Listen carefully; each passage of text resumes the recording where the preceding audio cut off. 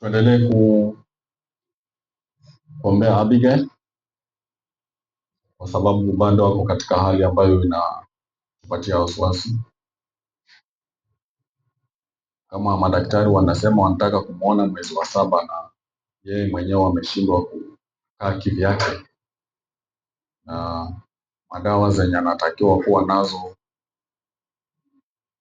anatumia kabisa, lakini tuoni zikifaa kitu, then inamaanisha jitume sana katika njia ya maombi.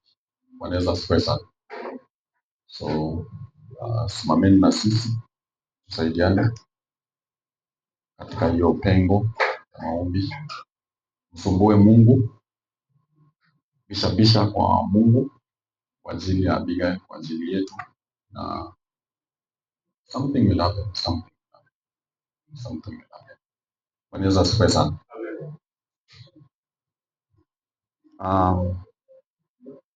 Tuingie katika neno letu katika Mambo ya Nyakati wa Pili, kitabu chetu cha Jumapili iliyopita.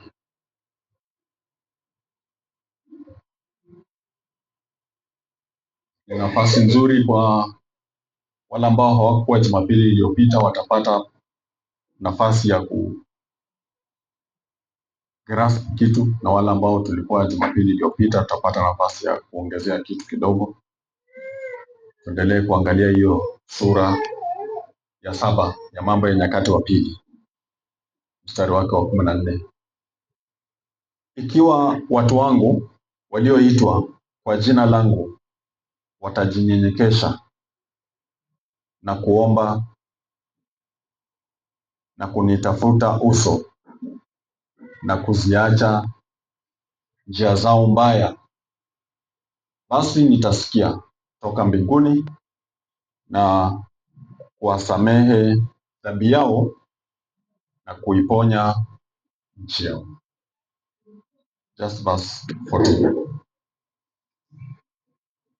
Mungu wetu uishie juu mbinguni, katika jina la mwana wako Yesu Kristo, tunakushukuru kwa kutujalia kujumuika katika hekalu lako ili kuifanya ibada hii kwa ajili ya kulisifu na kulitukuza jina lako.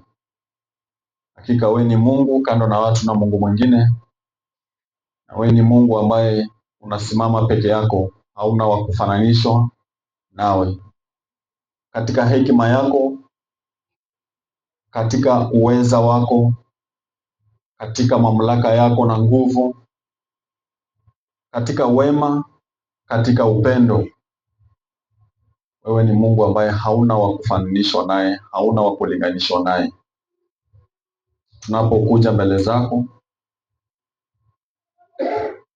tunahisi kutetemeka na kuvunjika, kwa sababu tunajua sisi si kitu machoni pako, na tunakushukuru kwa sababu ya hiyo privilege ambayo umetupa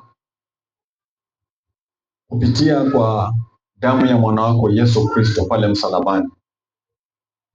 Tukapata nafasi ya kupatanishwa na wewe, tukapata nafasi ya kurejeshwa katika uhusiano wa baba na watoto. Na tukiwa hapa hivi, tuna furaha kwa sababu sisi ni watoto wako. Tunaposongea mbele zako, tunasongea kama watoto.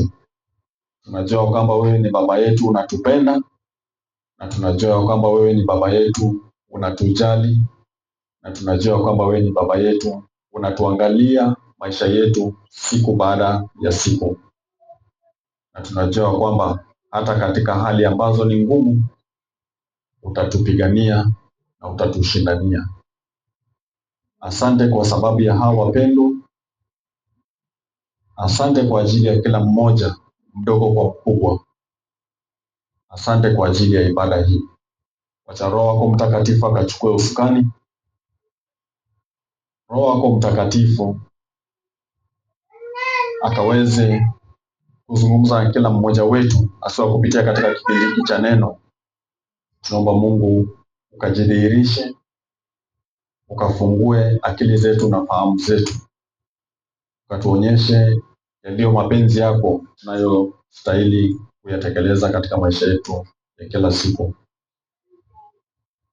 Tuongoze katika kipindi hiki, tukifika mwisho, sifa na utukufu tutakurudishia, na kwa jina la Yesu Kristo tunaomba na kuamini. Amen.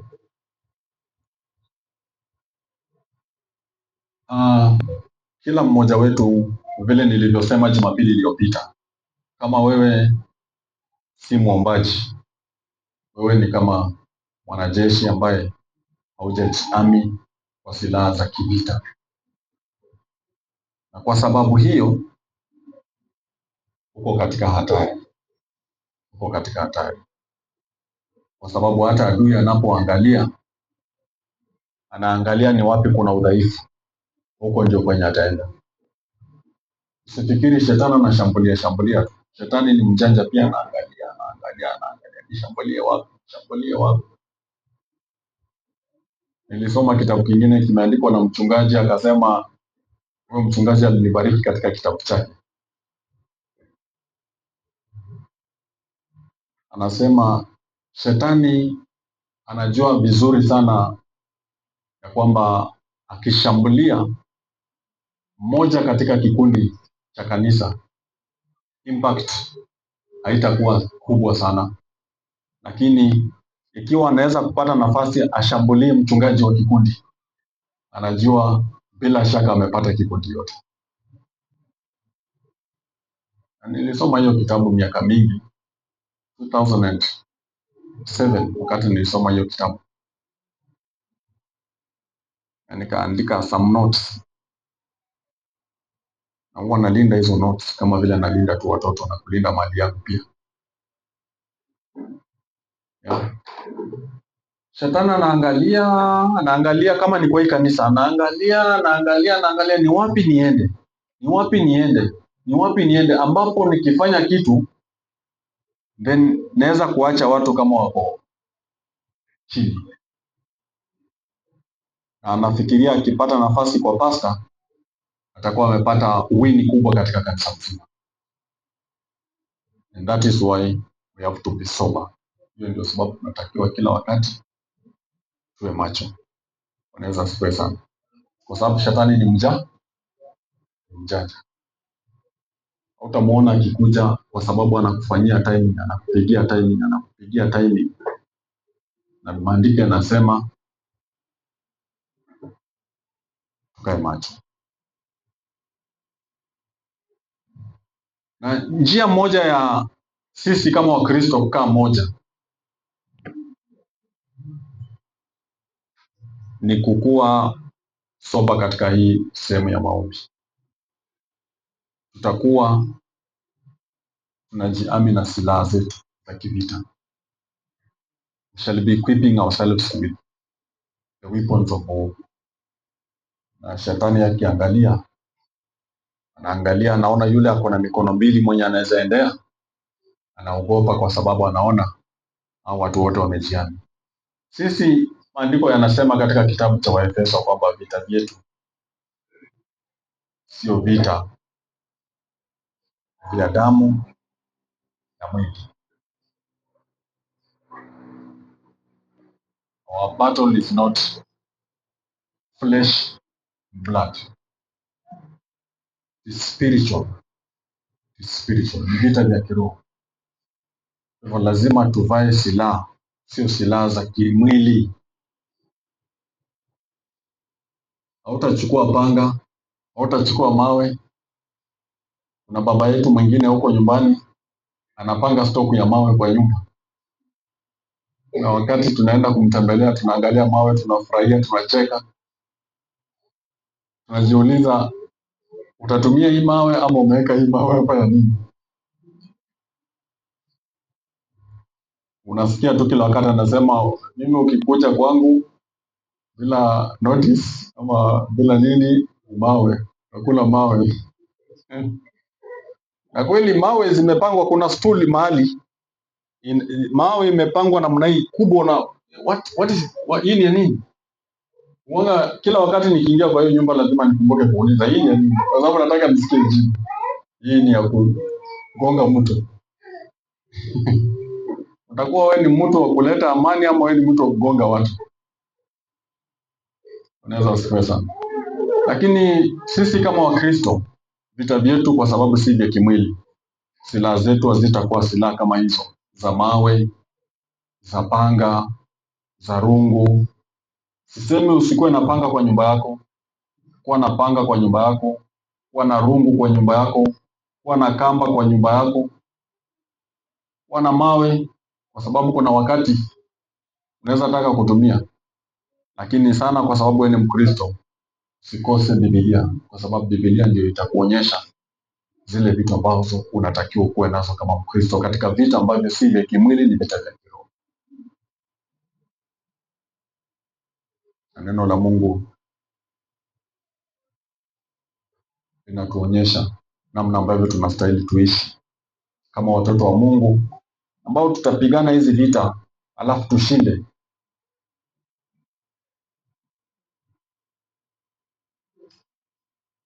Na vile nilivyokuwa nikiwaambia Jumapili iliyopita, Mfalme Sulemani akiwa amefanya ombi lake kwa Mungu, kumsihi Mungu kwamba kwa sababu amemaliza kumjengea Mungu hekalu, anaambia Mungu ya kwamba nimemaliza kulijenga hili hekalu, na watoto wako wataingia katika hili hekalu kutoka sehemu mbalimbali. Wengine watakuja wakiwa na mahitaji mbalimbali, wengine wataingia wakiwa kwa hali tofauti tofauti, wengine wataingia wakiwa na mioyo ambayo imevunjika, wengine wataingia wakiwa na nyuso ambazo ni nzito, wengine wataingia wakiwa na njaa, wakiwa na magonjwa, wakiwa na nini. Sulemani alifanya ombi mzuri pale sana. Mungu, wacha wote watakaoingia katika hili hekalu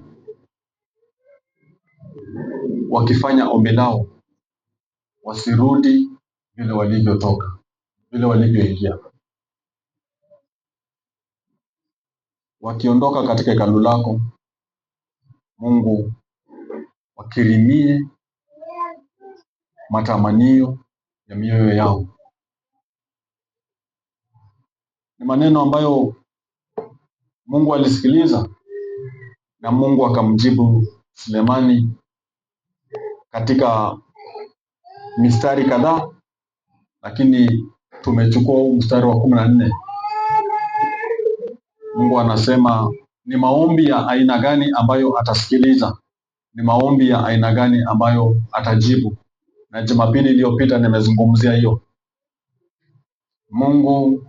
kwamba Mungu atajibu maombi ambayo mwenye kuomba ana moyo wa unyenyekevu, humble heart, which means the prayer should be prayer that is made with a humble heart,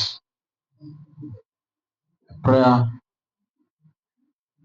rendered out of humility, sio kiburi. Na nikawapa mfano ambao Yesu mwenyewe alipeana wa watu wawili, mmoja Farisayo na mwingine mtoza ushuru.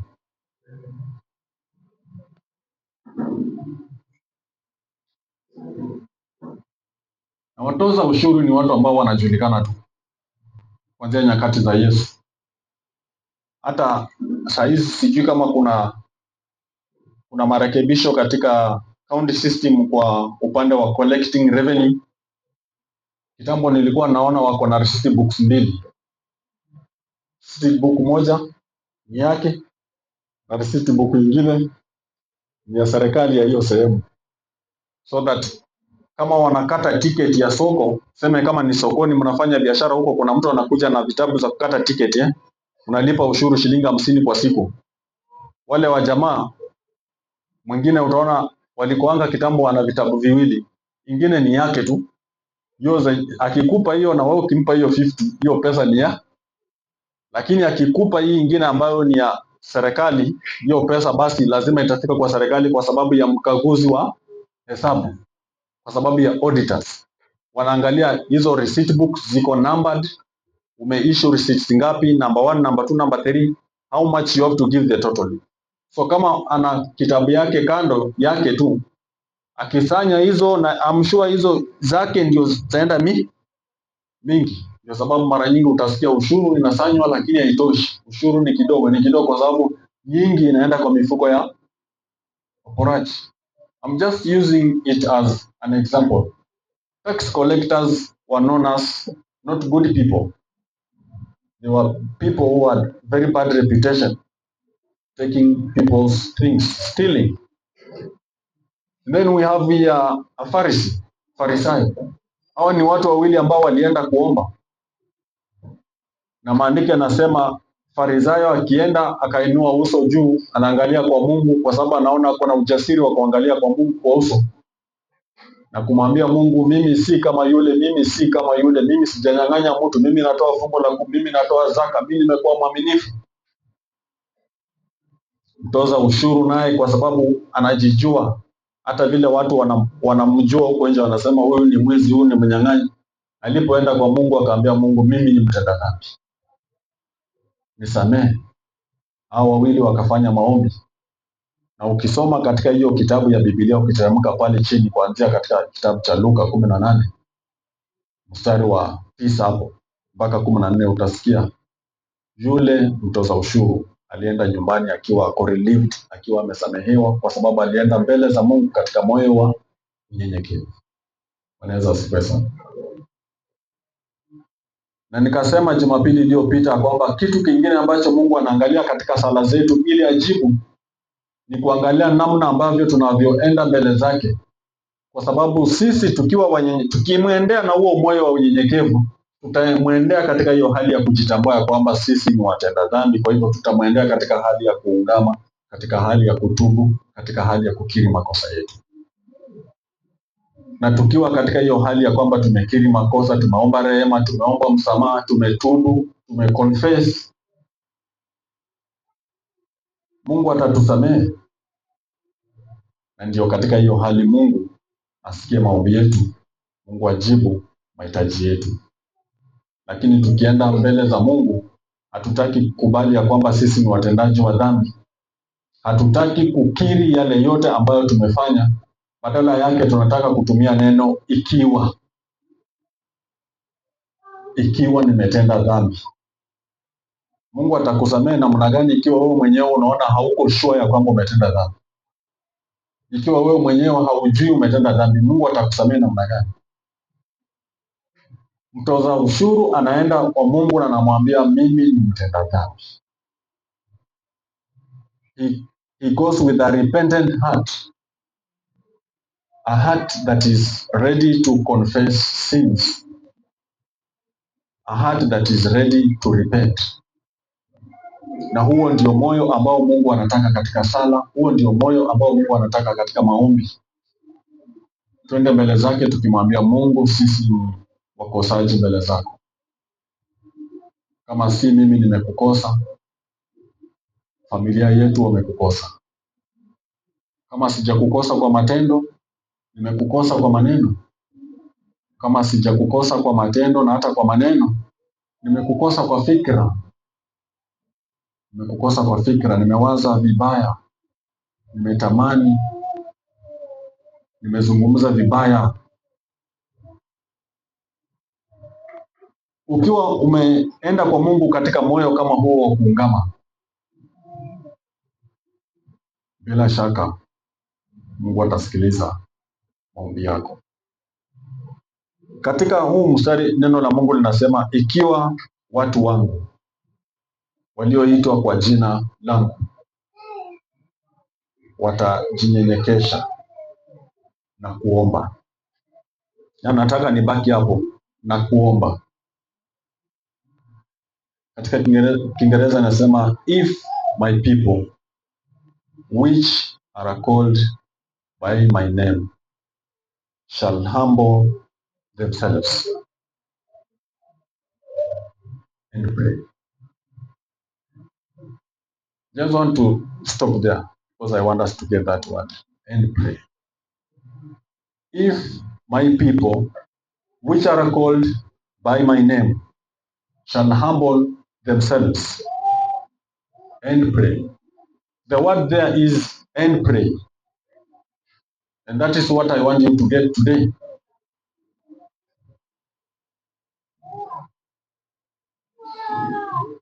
As this word is used, it is not a one-time act. It's not a one-time act, but everyday activity. Vile neno hili limetumika na kuomba. Ikiwa watu wangu walioitwa kwa jina langu watajinyenyekesha na kuomba. Hilo neno na kuomba halitumiki kama neno la wakati mmoja tu, linatumika kama neno la kila siku katika maisha yetu kama watoto wa Mungu. In other words, tunahitajika kuwa watu wa kuomba. Maisha yetu yanatakiwa kuwa maisha ambayo yana wakati wa kuomba. Na kwa sababu nyinyi mmenisikiliza miaka mingi nikihubiri,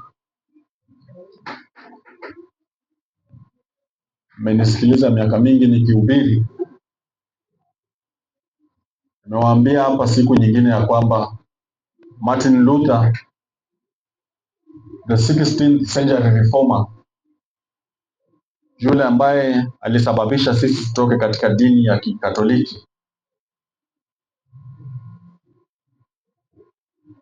alisema kwamba kuna vitu vitatu ambavyo ni lazima katika maisha ya Mkristo.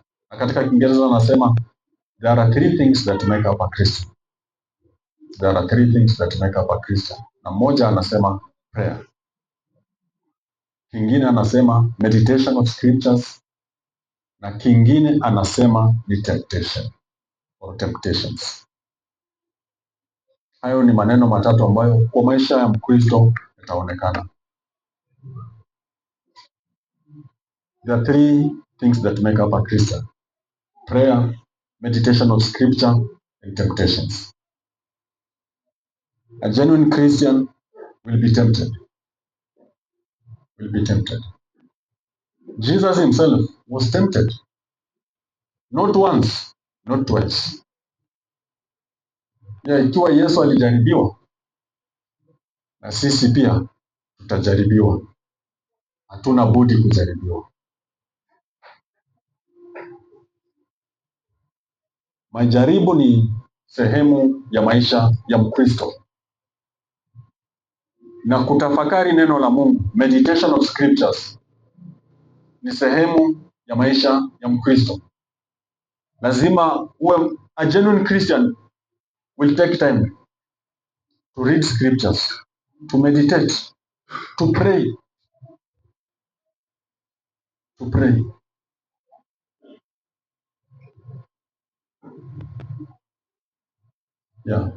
Nasikia wamesema ibada ni ya kushukuru. Kushukuru pia ni sehemu ya maombi, si ndio? Wanaweza asifiwe sana. Katika Wafilipi 4:6-7 inasema nini?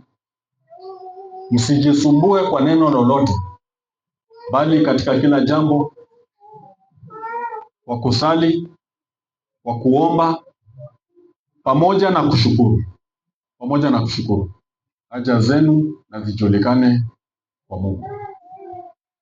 Don't be anxious anything. But in everything, by prayer and supplication with thanksgiving, let your requests be made known unto God, and the peace of God shall keep your hearts and minds through Christ Jesus. So thanksgiving is part of prayer, isn't it? Kwani utaenda tu kwa Mungu na mwambia nataka hii.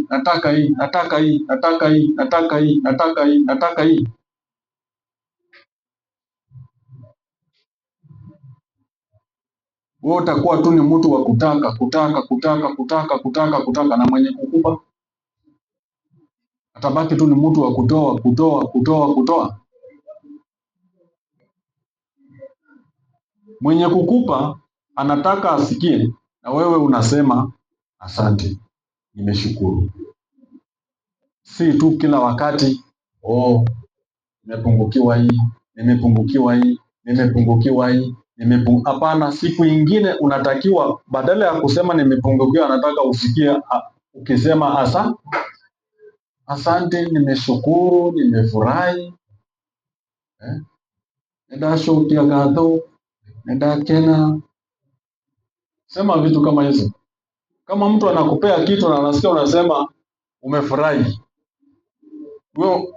ukisema umefurahi ni kama umetosheka, si ndio? Umetosheka na huo msaada, si ndio? Itakufaa, si ndio? Inakufaa. Ndio sababu umefurahi. Umepatia mtu shilingi 5,000 na baada na kuangalia hivi, badala aseme asante, anaangalia ati ushike kwa mfuko ingine tena utoe ingine hata 3 uongezee juu. Haoneshi dalili ya kusema asante kwa hii 5. Hata wewe mwenye kutoa hiyo 5, unasikiaje kwa roho yako?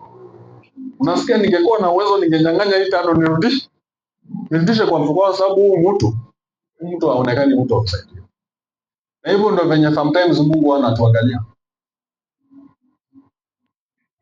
Tunaenda kwa Mungu tunakuwa tu ni watu wa beho.